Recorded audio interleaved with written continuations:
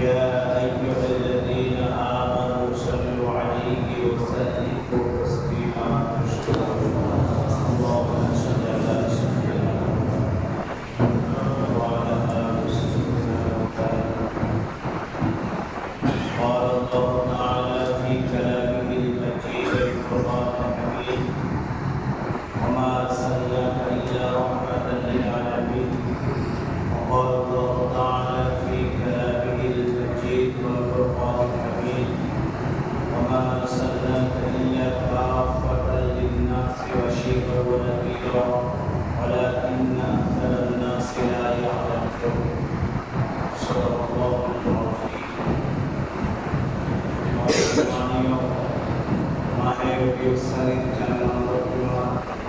সমস্ত আমরা সর্বাগ্রে সর্বপ্রথম আল্লাহ সুবহানাহু ওয়া তাআলার দরবারে আদায় করি যে মহান রব্বুল আলামিন আমাদের সকলকে তার পবিত্র স্থানে করেছেন, আসার তৌফিক দিয়েছেন। প্রাণ ভরে সেই মহান দরবারে হুজুর দরবারে সেজদা অবনমস্তকে শুকরিয়া জ্ঞাপন করি। সকলে উচ্চ আওয়াজে বলি আলহামদুলিল্লাহ। তারপরে মা আমিনার লাল জগৎগুরু বিশ্ব নবী আশরাফুল আম্বিয়া সাইয়্যিদুল মুরসালিন রাহমাতুল আলামিন জনাব মুহাম্মদ রাসূলুল্লাহ সাল্লাল্লাহু আলাইহি ওয়াসাল্লাম তার লাখ কোটি দরুদ সালাম আমরা তার প্রতি সাল্লাল্লাহু আলাইহি ওয়াসাল্লাম। আল্লাহ পাক বলেন ইন্নাল্লাহা ওয়া মালাইকাতাহু ইউসাল্লুনা আলান নবী। নিশ্চয়ই আল্লাহ এবং তার ফেরেশতারা আমার নবীর উপর দরুদ শরীফ পাঠ করে। সুবহানাল্লাহ। নিশ্চয়ই আল্লাহ এবং তার ফেরেশতা মণ্ডলী আমার নবীর উপরে দরুদ শরীফ পাঠ করে। মুমিন তোমরাও আমার নবীর উপরে দরুদ শরীফ পাঠ করো। তাহলে যারা নবীর নাম শুনে দরুদ পাঠালো না, নবীর নাম শুনে সাল্লাল্লাহু আলাইহি ওয়াসাল্লাম পড়লো না, তাদের জন্য দুঃখজনক, আফসোস। নবী তাদের জন্য সুপারিশ করবেন। নবীর সুপারিশ ছাড়া কোনো জাদু সেদিন জান্নাতে দিতে পারবে না। আদম আলাইহিস সালাম থেকে নিয়ে মুহাম্মদ রাসূলুল্লাহ সাল্লাল্লাহু আলাইহি ওয়াসাল্লাম পর্যন্ত যত কওম থাকবে সবাই আমার নবীর সুপারিশে জান্নাতে যাবে। জোরে বলুন সুবহানাল্লাহ। সবাই নবীর সুপারিশে জান্নাতে যাবে, কারণ নবীর তো কোনো অন্যায় না, নবীর তো কোনো গুনাহ নাই। একটা মানুষ পুরো লাইফটা জীবন যাপন করলো, স্ত্রীদের সঙ্গ কাটালো, পরিবার পরিজনদের সঙ্গ কাটালো, দেশ পরিচালনা করলো, কিন্তু একটা গুনাহ হয়ে যায়। কি ধরনের মানুষ আল্লাহ সৃষ্টি করেছেন? আল্লাহ বলছেন ওমা আরসালনাকা ইল্লা রাহমাতাল লিল আলামিন। আমার নবীকে তোমাদের কাছে পাঠিয়েছি দু জাহানের রহমত স্বরূপ। জোরে বলুন সুবহানাল্লাহ। দু জাহানের রহমত, এই কথাটার বিরাট অর্থ। দু জাহানের রহমত, ইহকাল এবং পরকালের রহমত হিসেবে আমার নবীকে তোমাদের কাছে পাঠিয়েছি। এবং নবীর যারা কওম হয়েছে, উম্মত হয়েছে, তোমরাও সৌভাগ্যবান। আমার নবীর কওমকে বলা হয়েছে তোমরাও সৌভাগ্যবান। তাহলে যে নবী এই দুনিয়ায় আসার পরে আরাম আয়েশ করলেন না, শুধুমাত্র সারা জীবনটা কষ্ট করে গেছে, 63 বছর কষ্ট করেছেন, আর উম্মতের জন্য কেঁদেছেন। আল্লাহ আমার উম্মতকে আপনি মাফ করে দেন। জোরে বলুন না সুবহানাল্লাহ। নবী বলেছেন আল্লাহ আমার উম্মতকে আপনি মাফ করে দেন। দুনিয়ায় আসলো তাও উম্মতের জন্য কাঁদলো, দুনিয়ার থেকে বিদায় নেবেন তাও উম্মতের জন্য কাঁদছেন, দুনিয়ায় আসেন তাও উম্মতের জন্য কাঁদছেন। কার এরা? যেখানে কোরআন অবতীর্ণ হয়েছে সেখানে আবার নবী কেঁদেছেন। সেখানে নবী শুধু কেঁদেছেন, 3 দিন পর্যন্ত নবী সেজদা থেকে মাথা ওঠান না। চিন্তা করতে পারছেন? আপনি 3 দিন সেজদায় পড়ে থাকেন, কেমন পারেন? আপনার খুঁজে পাওয়া যাবে না। আর নবী 3 দিন পর্যন্ত সিজদায় মাথা নত করে আছেন, আল্লাহুম্মা গফিরলি ইয়া উম্মতি, রব্বি হাবলি ইয়া উম্মতি, রব্বি হাবলি ইয়া উম্মতি। নবীকে খুঁজে পাওয়া যাচ্ছে না। মদিনাবাসী, মক্কাবাসী সব জায়গায় খুঁজছেন, আবু বকর, ওমর, ওসমান, আলী সবাই খুঁজছেন, ফাতেমা খুঁজছেন, নবীকে খুঁজে পাচ্ছেন। আবু বকর, ওমর মনে করছে নবীকে মনে হয় ইহুদিরা কতল করে দিয়েছে, হত্যা করেছে, নবীকে খুঁজেই পাচ্ছে না।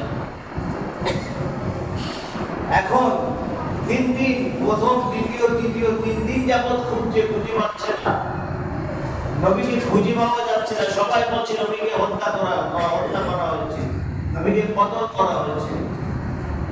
এখন ইমাম হাসান, ইমাম হুসাইন একদিকে চলে যায়, ফাতেমা আব্বা আব্বা বলে দৌড়াচ্ছে মক্কা শহরে, মদিনায়। তখন তো এই শহর হয়নি, শহর ছিল না। তৎকালীন জামানায় যে অবস্থা ছিল মক্কা মদিনার, সেই অবস্থায় মক্কার নাম ছিল মক্কা, মদিনার নাম ছিল ইয়াসরিব। তৎকালীন জামানার কথা বলছি। নবী আসার পরে নাম চেঞ্জ হলো, জোরে বলুন সুবহানাল্লাহ।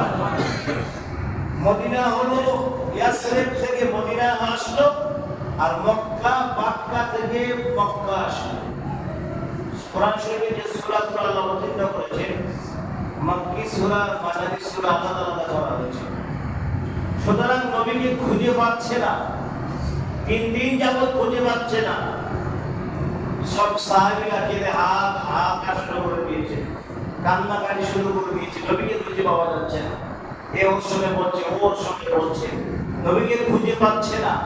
বিশ্ব নবী মুহাম্মদ রাসূলুল্লাহ সাল্লাল্লাহু আলাইহি ওয়াসাল্লাম সিজদায় পড়ে কাঁদছেন, ঝরঝর করে পানি পড়ছে। আল্লাহুম্মা গফিরলি ইয়া উম্মতি, আল্লাহ আমার উম্মতকে আপনি maaf করে দেন। কোন নবী আদম আলাইহিস সালাম থেকে ঈসা আলাইহিস সালাম পর্যন্ত যত নবী এসেছেন, কোন নবী এভাবে কান্নাকাটি করেন না উম্মতের জন্য। কোন নবী উম্মতের এত কাঁদেন নাই। একমাত্র জনাবে মুহাম্মদ রাসূলুল্লাহ সাল্লাল্লাহু আলাইহি ওয়াসাল্লাম ছাড়া অন্য কোন নবী এভাবে উম্মতের কাঁদেন নাই। সব নবীর কান্না, আমার নবীর কান্না সবচেয়ে বেশি। সুতরাং ইমাম হাসান, ইমাম হুসাইন খুঁজছে, সবাই খুঁজছে। রাখালগুলো বেশ চড়াচ্ছে, দুম্বা চড়াচ্ছে, উট চড়াচ্ছে, তাদের উটগুলো খায় না, মেষগুলো খায় না। তারা অবাক হয়ে গেছে, কি ব্যাপার, আমাদের এগুলো খায় না কেন, আমার মালিককে কি জবাব দেবে? তখন রাখাল বলছে, দেখি কান্নার কারণটা কি, আমার এই মেষগুলো না খাওয়ার কারণটা কি? তাকে পাহাড়ের উপরে গুহার ভিতরে একটা পাগল লোক কাঁদছে। রাখালের কথা, পাগল লোক কাঁদছে, তার কান্নায় আমাদের মেষ দুর্বাইগুলো খাচ্ছে। এখন ইমাম হাসান, ইমাম হুসাইন খুঁজছে 2 ভাই। রাখালকে বলছে, রাখাল তুমি কি আমার নানাজানকে চেনো, নানাজানকে দেখেছো? বলে, তোমার নানাজান তো আমি চিনি না, ওই পাহাড়ের গুহায় একজন কাঁদছে, তার কান্নাতে আমার মেষগুলো খায় না। বলো দেখি আমি মালিককে কি জবাব দেব? এরা কেউ খায় না, এরাও কাঁদছে, এরা কেউ খাচ্ছে না। সবাই মুখ উঁচু করে বসে আছে, কেউ দাঁড়িয়ে আছে, কাঁদছে, চোখ দিয়ে পানি পড়ছে। বিশ্ব নবী মুহাম্মদ রাসূলুল্লাহ সাল্লাল্লাহু আলাইহি ওয়াসাল্লামের কান্না, তার সে যদি কাঁদে আসমান জমিন কাঁদে না, সে যদি কাঁদে গাছপালা কাঁদে, সে যদি কাঁদে কোন পশু প্রাণী খেতে পারে, কেউ খেতে পারে না। এটা একটা বিরাট ব্যাপার, আমার নবীর জন্য বিরাট ব্যাপার। সে যদি তার কান্নায় কেউ খেতে পারে না, পশু পাখি জীবজন্তু গাছপালা কীটপতঙ্গ কেউ খেতে পারে না তার কান্নায়। এখন ইমাম হাসান, ইমাম হুসাইন 2 ভাই সেখানে গিয়ে দেখেন নানাজান সিজদায় পড়ে কাঁদছে। একবার জোরে বলুন সুবহানাল্লাহ। ইমাম হাসান, ইমাম হুসাইন বলছেন, আসসালামু আলাইকা ইয়া রাসূলুল্লাহ, আসসালামু আলাইকা ইয়া হাবিবাল্লাহ। নানাজান, আমরা 2 ভাই আপনার কাছে এসেছি, আপনি মাথা উঠান। কারণ ইমাম হাসান হুসাইনকে আমার বিশ্ব নবী এত ভালোবাসতেন, নিজের জাহানের চেয়ে ভালোবাসতেন। ইমাম হাসান ইমাম হুসাইন সেজন্য বলেছেন যে ব্যক্তি হাসান হুসাইনকে কষ্ট দিল সে আমি ভাবে আমাকে কষ্ট দিল। হাদিসটা মিথ্যা কথা মানে জাল হাদিস নয়। মান আহাব্বাহু ফাকাদ আহাব্বানি ওয়া মান আবগাদাহু ফাকাদ আবগাদানি। বিশ্বনবী বলেছেন যারা ইমাম হাসান হুসাইনকে ব্যথা দিল আমি নবী, তারা আমাকে কষ্ট দিল, আমাকে ব্যথা দিল। তাহলে কুবাবাসীরা আমার নবীকে আঘাত করেন নাই, কুবাবাসীরা আমার নবীকে ব্যথা দেন নাই, কুবাবাসীরা আমার নবীকে আঘাত করেন নাই। ইমাম হোসাইনকে আঘাত করা মানে তো নবীকে আঘাত করা। হুসাইনের মনে ব্যথা দেওয়া আমার নবীর মনে ব্যথা দেওয়া। তাহলে কুবাবাসীরা, ইরাকের কুবাবাসীরা সবাই আমার নবীকে কাঁদিয়েছে, সবাই আমার নবীর মনে ব্যথা দিয়েছে। যারাই নবীর মনে ব্যথা দেবে, নবীকে আঘাত করবে, নবীর কোন প্রকারের দুঃখ কষ্ট পৌঁছাবে, আমার আল্লাহ তাদের উপর লানত করেছে, তাদের উপর আল্লাহ লানত বর্ষিত হোক। সুতরাং ইমাম হাসান ইমাম হুসাইন সালাম দিয়ে বসে দাঁড়া যান, মাথা উঠান, যতক্ষণ পর্যন্ত আমার আল্লাহ পাকের অর্ডার না আসবে মাথা উঠাবেন না। নবী আমার সিজদায় পড়ে কাঁদছেন, সিজদায় পড়ে কাঁদছেন, মাথা তোলেন না। ইমাম হাসান ইমাম হুসাইন বসে জানা যান আমাদের আব্বা আপনার উপর কুরবান হয়ে যাক, আপনি মাথা উঠান। আল্লাহ বলেন জিবরাইল যাও, আমার নবী কাঁদছে, নবী উম্মতের জন্য কাঁদছে, যাও সালাম দিয়ে বলো মাথা উঠাতে বলো বিশ্ব নবী যাও। জিবরাইল আলাইহিস সালাম আসেন, আসসালামু আলাইকা ইয়া রাসূলুল্লাহ, হুজুর আল্লাহ আপনাকে সালাম জানিয়েছে, মাথা উঠান। নবী আমার মাথা উঠালেন, জয় বলুন সুবহানাল্লাহ। নবী মাথা উঠালেন, ইমাম হাসান হুসাইনকে পাশে বসালেন, চুমা খেলেন। হুসাইনের গলায় বেশি চুমা খেতেন বিশ্ব নবী মুহাম্মদ রাসূলুল্লাহ সাল্লাল্লাহু আলাইহি ওয়াসাল্লাম, গলায় বেশি চুমা খেতেন। এখন ইমাম হাসান হুসাইন আসলো, আলী আসলো, আবু বকর আসলো, ওমর আসলো, ওসমান গনি আসলো, সবাই সালাম দিচ্ছেন। ফাতেমা আসলো, সবাই সালাম দিয়েছেন।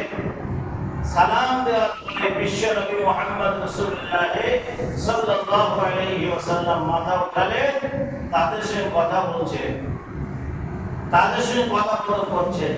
3 দিন একটা মানুষ যদি না খেয়ে থাকে, সিজদায় মাথা নত অবস্থায় 3 দিন থাকতে পারে? আমরা থাকতে পারবো? 3 দিন না খেয়ে, আর একবার না খেয়ে তো না খেয়ে তো দুনিয়া অন্ধকার হয়ে যাবে। আমার খাবার হচ্ছে আজকে খবর নেই, 2 টাইম না খেলে তো মাথা খারাপ হয়ে যায়, 2 টাইম না খেলে, আর 3 দিন না খেয়ে থাকবে। আল্লাহু আকবার। শুকরিয়া আদায় করেন মহান রব্বুল আলামিনের দরবারে, কোটি কোটি শুকরিয়া আদায় করেন। শুকরিয়া আদায় করলে আল্লাহ নিয়ামত আল্লাহ বাড়িয়ে দেবে, আর শুকরিয়া আদায় না করলে সমস্ত নিয়ামত তছনছ হয়ে যাবে, সব আল্লাহ উঠিয়ে নেবে। যে নিয়ামত আমাদের কাছে আছে, এই নিয়ামতের শুকরিয়া আদায় করা বিশেষ প্রয়োজন। 1 গ্লাস পানি আপনি পান করেন, তার শুকরিয়া আদায় করেন। পানির কি দাম বুঝবেন দুদিন পরে হাসরের ময়দানে, যখন পানি আপনি খুঁজে পাবেন না, হাউজে কাউসার ছাড়া, সেদিন পানির মর্যাদা বুঝে আসবে। আপনার পাহাড়ি এলাকায় চলে যান, সেখানে দেখেন পানির কত কষ্ট। যেখানে পাহাড়ি এলাকা সেখানে পানির কষ্ট, শুধু পানির অভাব নাই আমাদের দেশে। সুতরাং পানির অভাব নাই, এবারে পানি অপচয় করা সম্ভব নয়। অপচয় করলে সেগুলো মাহবুবের দরবারে কৈফিয়ত দিতে হবে, হিসাব দিতে হবে। প্রত্যেকটা জিনিসের, প্রতিটা জিনিসের হিসাব আমার আল্লাহর কাছে দিতে হবে। তাহলে আমার আপনার নবী দুই জাহানের বাদশা উঠলেন, ফাতেমা আসলেন, সবাই আসলেন, আমার নবীকে নিয়ে যাচ্ছেন। মদিনাবাসীরা বলাবলি করছে বিশ্ব নবীকে কতল করে দিয়েছে। চিন্তা করেন, বাচ্চারা মায়ের দুধ খায় না, কিতাবে এসেছে বিশ্ব নবী মুহাম্মদ রাসূলুল্লাহ খুঁজে পাওয়া যাচ্ছে না, এজন্য বাচ্চারা মায়ের স্তন পান করে না। আল্লাহু আকবার। সেই সব বাচ্চারা কত সৌভাগ্যবান যারা আমার নবীকে দেখতে পেয়েছে, যারা আমার নবীকে দেখেছে। আজকে তারা পর্যন্ত স্তনে মুখ দেয় না, কারণ তারা বোঝাতে চাইছে আমার নবীকে না পাওয়া পর্যন্ত আমরা স্তনে মুখ দেব না। একবার জোরে বলুন সুবহানাল্লাহ। নবীকে না পাওয়া পর্যন্ত আমরা খাবো না। তারাও বোঝাতে চাইছে। তাহলে বাচ্চারা আমার নবীকে চিনল, বনের হরিণে আমার নবীকে চিনল, গাছপালা নবীকে চিনল, জীবজন্তু নবীকে চিনল, আসমান জমিন নবীকে চিনল। শুধু চিনলাম না আমরাই। আর আল্লাহ আমাদেরকে বলছেন তোমরা সৌভাগ্যবান, আমরা আমার নবীকে চিনলাম না, আমার নবীকে আমরাই বুঝলাম না, চিনলাম না। সবাই চিনল নবীকে। আজকে হজে কত মানুষ যাচ্ছে, লক্ষ লক্ষ কোটি কোটি মানুষ হজে যাচ্ছে। নবীর সালাম শুনতে পেয়েছে এরা কবুতর মানুষ আছে, নবীকে সালাম দিয়েছে, উত্তরটা কানে শুনেছে। লাখে হয়তো কোটিতে একজন পাওয়া যাবে, কোটিতে একজন। কারণ 900 হিজরির কথা বলছি, পাকিস্তান থেকে একজন হজে আসলেন। হজে আসার পরে তিনি মনে মনে করছে আমি আমার নবীর সঙ্গে সাক্ষাৎ করব, তারপরে আমি বাড়ি যাব। তিনি হোসাইন সাজলেন, চিন্তা করেন। হোসাইন সেজে নবীর রওজার কাছে সালাম দিলেন, আসসালামু আলাইকা ইয়া রাসূলুল্লাহ। না জান আমি হোসাইন, আমার সঙ্গে সাক্ষাৎ করবেন না? চিন্তা করেন। না জান আমি হোসাইন। তিনবার বলার পরে বিশ্ব নবী মুহাম্মদ রাসূলুল্লাহ সাল্লাল্লাহু আলাইহি ওয়াসাল্লাম রওজা থেকে হাত বাড়িয়ে দিয়েছিলেন। জোরে বলুন সুবহানাল্লাহ। রওজা থেকে হাত খানা বাড়িয়ে দিয়েছে, কারণ তিনি বলেছেন আমি হোসাইন। হোসাইনের ভালোবাসায় আমার নবী হাত বাড়িয়ে দিয়েছেন। তাহলে আজ যারা 10ই মুহররমে ইমাম হোসাইনের মাহফিলে যারা আসে না, যারা শোনে না, যারা বোঝে না, তাদের সঙ্গে কি ব্যবহার করবে হোসাইন? চিন্তা করেন। ইমাম হাসান হোসাইন কিয়ামতের দিনে মিজানের পাল্লায় দাঁড়িয়ে থাকবে, তার ডিউটি পালন করবে। মিজানের পাল্লার কাছে ডিউটি পালন করবে ইমাম হাসান হোসাইন। এক একজন সাহাবীকে আমার নবী এক এক জায়গায় পাঠিয়ে দেবেন। কাউকে কুলসিরাতে পাঠিয়ে দেবেন, কাউকে হাউজে কাউসারের ধারে পাঠিয়ে দেবেন। সেদিন কি অবস্থা হবে আল্লাহ ছাড়া কেউ জানে না। আল্লাহ যেন আমাদের সকলকে ইবাদত করেন, আমরা আল্লাহুম্মা আমিন। সেই কঠিন সময়, কঠিন দিনে কি অবস্থা হবে আমাদের আমরা জানি না। আল্লাহর কাছে কাঁদি, শুধু চোখের পানি, চোখের পানি জাহান্নামের আগুন নেভাতে পারে। ভাই বাবাজিরা, একটা কথা বলি, যাদের বয়স হয়েছে মসজিদে আসেন না, একটা লজ্জার ব্যাপার যে আপনার নামাজের সময় পার হয়ে যাচ্ছে, আপনি মসজিদে আসছেন না, নামাজ পড়ছেন না। মনে করবেন নামাজ ছাড়া নবী চিনবে না, নামাজ ছাড়া গেলে নবী চিনবে না, নামাজ ছাড়া গেলে হোসাইন হাসান চিনবে না, নামাজ ছাড়া গেলে কেউ আপনাকে চিনবে না। আল্লাহর সঙ্গে আপনার সম্পর্ক বিচ্ছেদ হয়ে গেল। আপনার নামাজ নেই, আল্লাহর সঙ্গে বান্দার সম্পর্ক আছে, তবে আল্লাহর নিয়ামত আপনি ভোগ করবেন দুনিয়ায়, কারণ আল্লাহর ওয়াদা। এই নিয়ামতের হিসাব দিতে হবে আল্লাহর কাছে, যে আমি তোমাদেরকে নিয়ামত দিয়েছিলাম, তার কি হক আদায় করেছিলে বলো। সুতরাং সেই কঠিন দিনে আল্লাহ যেন আমাদের সহায় হন। বিশ্ব নবী মুহাম্মদ রাসূলুল্লাহ সাল্লাল্লাহু আলাইহি ওয়াসাল্লামের সুপারিশ যেন আমাদের নসিব হয়। আমরা বলি আল্লাহুম্মা আমিন। ওয়া আখিরু দাওয়ানা আলহামদুলিল্লাহি রাব্বিল আলামিন।